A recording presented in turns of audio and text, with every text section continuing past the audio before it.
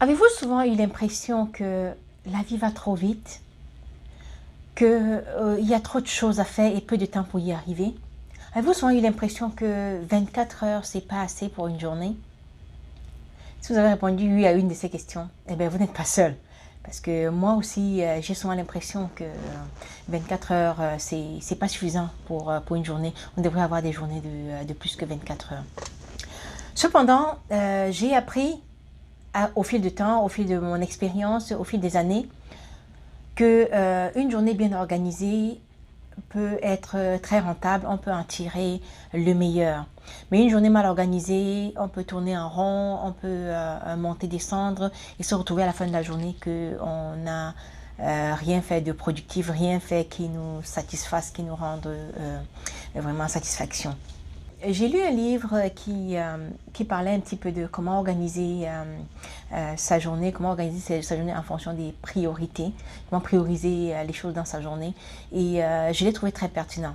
Le titre, c'est Les 7 habitudes de ceux qui réalisent tout ce qu'ils entreprennent, de Stephen R. Covey. C'est le nom de l'auteur. Si vous avez déjà rencontré ce livre quelque part, attrapez-le et faites-en votre livre de chevet si vous voulez être efficace dans vos journées. Alors, dans ce livre, M. Covey, il explique que dans nos tâches quotidiennes, dans tout ce que nous avons à faire, nous pouvons les trier, les séparer en 4 grands groupes. Les choses importantes et urgentes, les choses importantes et pas urgentes, les choses pas importantes et urgentes, les choses ni importantes ni urgentes. Pour rendre votre journée productive, il faut commencer par sectionner toutes les tâches à faire et à les faire entrer dans l'un des groupes. Et donc, à ce moment-là, vous saurez ce que vous allez mettre en priorité, vous saurez ce que vous allez pouvoir faire pour que votre journée à la fin soit productive et qu'elle soit satisfaisante à votre goût, à la hauteur de vos attentes.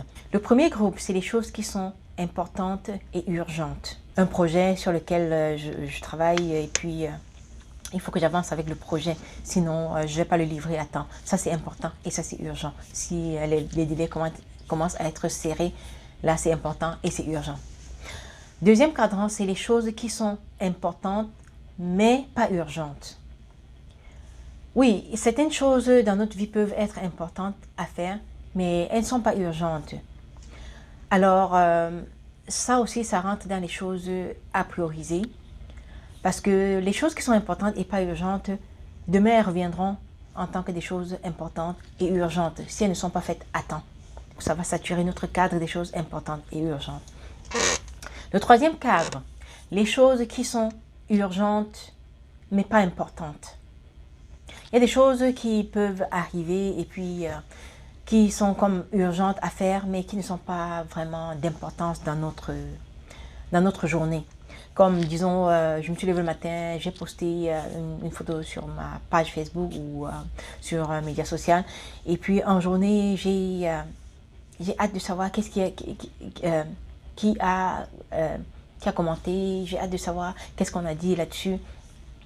Ça commence à être urgent lorsque je reçois une notification comme « tel a commenté sur votre photo, tel a commenté sur votre profil, tel a commenté sur… » Là, ça devient urgent parce que le cerveau, il est en mode « Oh, il faut que j'aille voir, il faut que j'aille voir. » Mais est-ce que c'est vraiment important?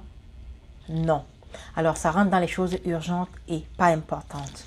Ça, c'est le troisième cadran. Le quatrième cadran, c'est les choses qui ne sont ni importantes ni urgentes. Alors, il y a des choses dans notre journée, des choses qui jonchent notre journée qui ne sont ni importantes ni urgentes. Maintenant, si nous décidons d'y passer notre temps, ça veut dire que nous sacrifions les choses qui sont importantes et urgentes. Nous sacrifions les choses qui sont importantes et pas urgentes. Nous sacrifions aussi les choses qui sont urgentes et pas importantes au profit des choses qui ne sont ni importantes ni urgentes. Et c'est là qu'intervient donc la notion de la procrastination. Procrastination, c'est le fait de tourner en rond, de faire des choses qu'on n'est pas supposé faire, tout en sachant qu'on a des choses qui nous attendent et qui doivent être faites. Et mais on se refuse de les faire, on ne les fait pas. Donc, voilà les 4 cadrans dans lesquels on peut faire entrer chacune des choses qu'on a à faire dans notre journée, dans notre vie. Les choses importantes et urgentes, c'est les choses qu'on doit prioriser parce que c'est important et puis il y a un délai très court là-dessus. Les choses importantes et pas urgentes, on doit les privilégier aussi après avoir priorisé les importantes et urgentes. Les importantes et pas urgentes doivent être aussi priorisées parce que sinon, demain, elles nous reviennent en tant que choses importantes et urgentes et elles vont saturer ce cadran-là. Les choses urgentes et pas importantes, on peut les regrouper à la fin de notre journée, on peut s'en détacher et les regrouper à la fin de notre journée ou à un moment que nous aurons choisi. Ça permet que nous, on les commande et non qu'on les laisse nous commander. Les choses ni importantes ni urgentes, alors éloignez-vous de ce cadran, éloignez-vous de ces choses-là parce que ce sont des choses qui vont vous bouffer votre temps, votre énergie, votre cerveau, votre attention. C'est ça les tueurs de rêves, c'est eux qui tuent les rêves dans l'œuf parce qu'on est toujours préoccupé, occupé à les faire et puis on oublie les vraies choses qu'on a besoin de faire, les vraies choses qui sont importantes et qui sont urgentes dans notre vie. Donc évitez le cadran des choses ni importantes ni urgentes et vous allez rendre votre journée un peu plus efficace. Voilà, si vous avez d'autres astuces, n'hésitez pas à les partager en commentaire avec nous. Et si vous avez aimé, un petit pouce et ça nous fera plaisir de savoir que cette vidéo vous a aidé.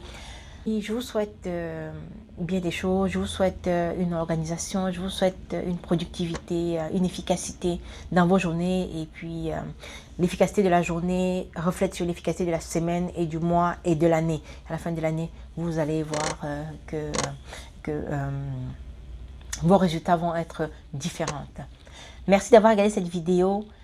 À très bientôt pour d'autres conseils et astuces. Soyez heureux et portez-vous bien.